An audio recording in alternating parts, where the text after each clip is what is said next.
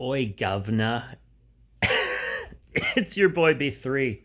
Uh, Back with another short vlog. I'm going to try to keep this one relatively short because this was just going to be part of my Halloween Kills review, but I decided to just make it its own video to kind of keep the Halloween Kills review to like a decent length because the Halloween 2018 review was like 25 minutes. And I was like, if I review Halloween Kills the same way and put this in there, no one's going to watch it. It's going to be way too long.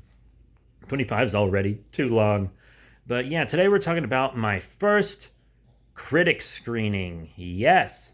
On the 12th, I went to a critics only, like press screening of Halloween Kills, the new slasher film, 3 days before its official release in theaters. This was a real bucket list thing for me.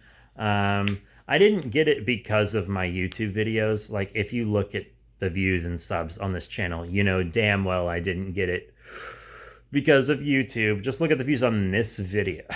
It's probably almost nothing. Doesn't matter. It's still fun to do. I got it through a promotional thing from work, and I really love it because I love horror and I love movies more than most for both of those things. And it was really wonderful. It was a pass for two, so I got a +1. Took one of my buddies that used to do Safari Sam camera work for me. And the theater was so nice. It was like the Regal in Atlantic Station in Atlanta, Georgia, which is quite the drive for me, especially when I'm not working. When I'm working, I'm much closer. But coming from here, it was like an hour, 20-minute drive. It was insane. So I go there and we're in this line and there's like security guards at the door, like, make sure your phone is completely off, etc. They gave us wristbands so they'd know we were allowed to go in and out. And for some reason, during the entirety of the movie, people were constantly going in and out of the theater, which was very odd. Like every movie, sometimes people are gonna have to go to the bathroom or maybe like refill their popcorn during an action scene that they don't really care about or something, Jenny Nicholson style. But it was constant, like it was always happening, which was very odd to me.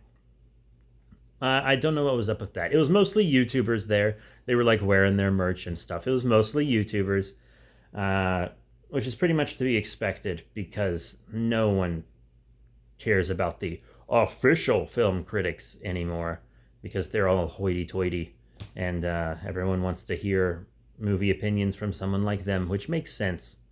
Uh, it does. It just does. So it started off great. And then, like, well, we were waiting for the film to start. They were just playing the Halloween theme over the speakers. And eventually it got to the point where it was like, okay, you've been playing this film for like 30 minutes straight. For the love of God, play a different song. You couldn't have played the soundtrack in its entirety. And I think they figured that out.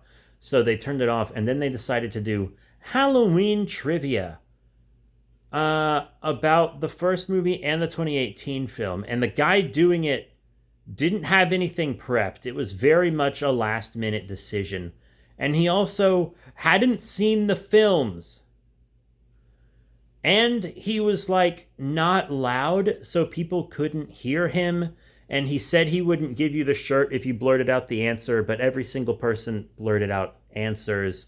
Most of them were pretty easy. I've only seen the original Halloween once, and I knew the answer to like all but two questions, and one of them was a behind the scenes. Uh, oh well. And then they were just giving out shirts, but you didn't get to pick your size. They were just like, you get a medium because this was the one next in the stack. Oh, it doesn't fit you? Too bad. And it was like, oh wait, you don't have questions prepared, but you have shirts prepared? So is this a last minute thing or did you plan it? It was so hard to tell. Uh, and then after several 78 questions, he was like, all right, we're switching to Halloween 2018.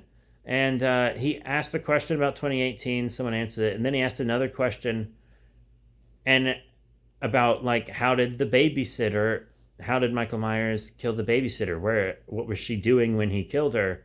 And everyone was like, oh, she was closing the closet door for the kid so he could sleep. Several people shouted that. And then the guy doing the trivia was like, nope, she was doing laundry. And then there was a pause. And then everyone started screaming because they were like, no one gets killed doing laundry in 2018's film. So he said, we're moving on to questions about the 2018 film. Asked one question about the 2018 film and then went back to questions about the 78 film without saying he was doing that. So there was just one 2018 question and it was so stupid. It was so stupid. And then one question was like, which celebrity that's been in a Halloween film was here a week ago?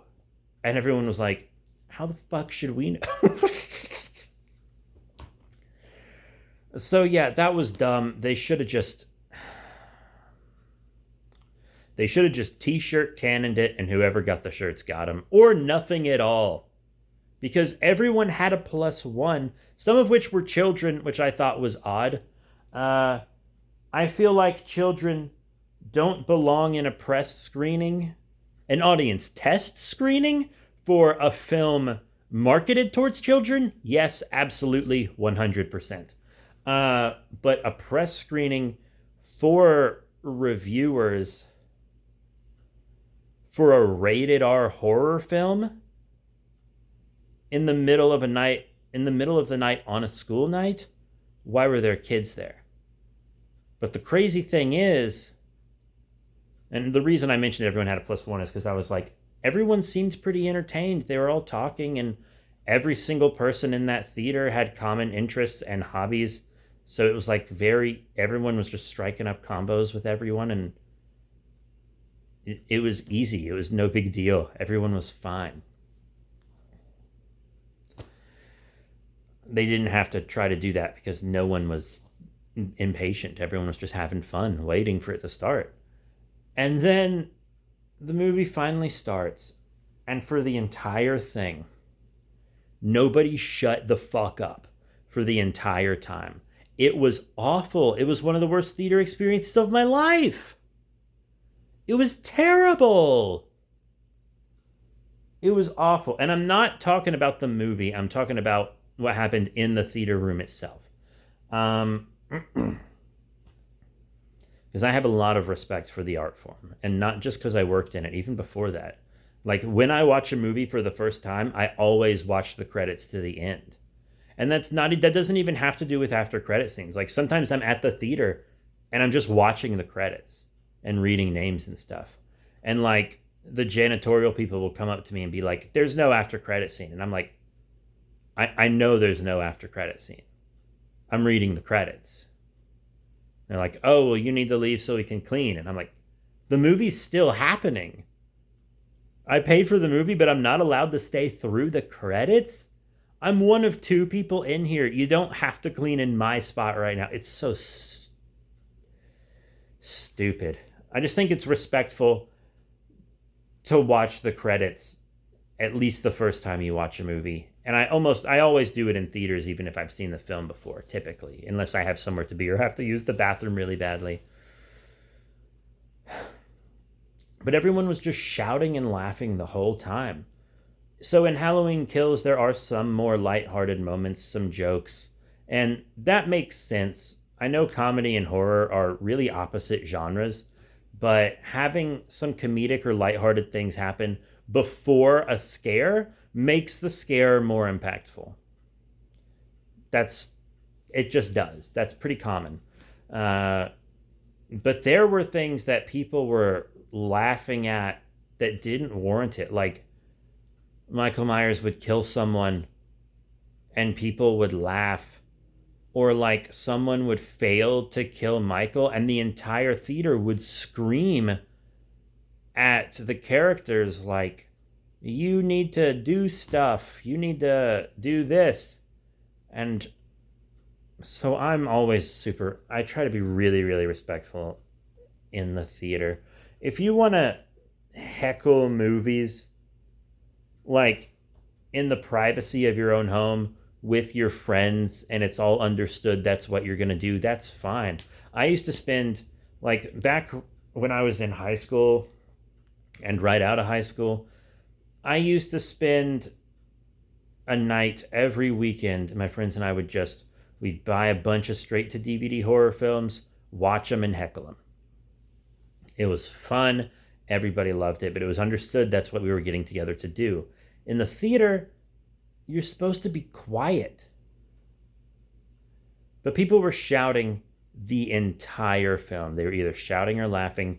There were some points where everyone was clapping, which I've never understood. When a film ends and the credits roll and people clap, like, there's no one to receive that applause, but it's also, there's no point in criticizing it because it's completely harmless and it shows that people enjoyed it and it's kind of wholesome, to be honest. So there's nothing wrong with clapping once the credits hit, even though no one's there to hear it. But when you're clapping repeatedly in multiple triumphant moments in the film, don't. It's just distracting. It's just straight up distracting. And so I've shushed people in theaters before, but never someone that I didn't personally know. Every time I've ever shushed someone in a theater, it was like someone who came with me and they were trying to talk to me, and I was like, shh, what are you doing? Like, I actually went on a date to see Venom 2, and my partner was like, why didn't you want to, like, make out or something? And I was like, make out in the movie? This isn't high school. I was more respectful than that, but I was like, I wanted to watch the movie. It's not time to talk. It's not time to stick your tongues in each other's mouths. You paid for a movie. I'm going to watch it. And even though I didn't pay to see Halloween Kills, I still drove really far because I didn't have a choice in theater. So I shushed people I didn't know. And I only did it once. I've never shushed someone I didn't know in a theater. Ever. And then I actually turned around and shouted at people too. The entire row behind me screamed the entire movie. In fact, oddly enough, the row behind me had the two worst offenders in the entire theater. In the rare moments when most of the theater went quiet, the row behind me still screamed. There was one man right behind me who never shut up. And then all the way down on the left, my left from behind me, there was a group of people that never shut up and thought everything horrific was funny. Also, more so than everybody else seemed to.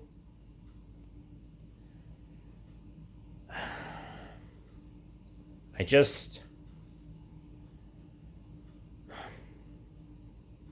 don't know. They pissed me off so much. I actually turned around and shouted, "Shut the fuck up.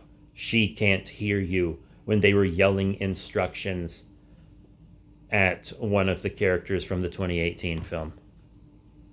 I turned around in a theater and shouted, "Shut the fuck up. She can't hear you," to someone. I became the thing I hate because I was so mad.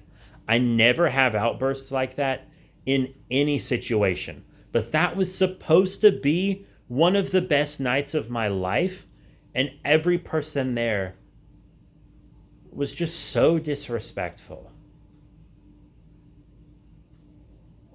I don't understand. If you want to do that, watch it on Peacock. I think that's what it's going to stream on. If you're going to do that in the theater, just watch it on Peacock. Okay? I had the perfect seats, and then the people behind me were the worst ones. So I had like the seats next to the handicap spots, like there were empty spaces for like wheelchairs in the middle walkway that goes across the rows. So my friend and I sat there so that way no one could sit on either side of us because it was a packed house. And I was kind of worried about that at first because I did have COVID concerns, but this was a bucket list thing and I'd probably never get to do it again. So I was like, I have to go. I can't pass it up. But our seats were perfect. They were very comfortable. They reclined a bit. Perfect position at the bottom of the main section, right in the center, no one on either side. Absolutely exactly the kind of seats my friend and I wanted. 100%. But then everyone acted like a fool. This was supposed to be short, but I was just so pissed that I really had to rant to you guys. And see, aren't you glad that I didn't tell this story? Aren't you glad I didn't tell this story within the review? Because holy shit, it would have been long. Because I have a lot to say about Halloween Kills. And just to give you a little taste, all I will say is it was better than the 2018 one. That's all I have to say. You want to hear the rest? You're going to have to subscribe and hit that notification bell because I will be uploading my Halloween Kills 2021 movie reaction review on midnight, October 15th, 2021, the day the film drops. I'll have a 30-minute premiere beforehand. We'll all be waiting at midnight. But be warned, it will spoil the film for you, probably. Maybe I'll have it start a little later. Who knows? But that's it. Thank you all once again for your support. And I'll done did do see y'all next time.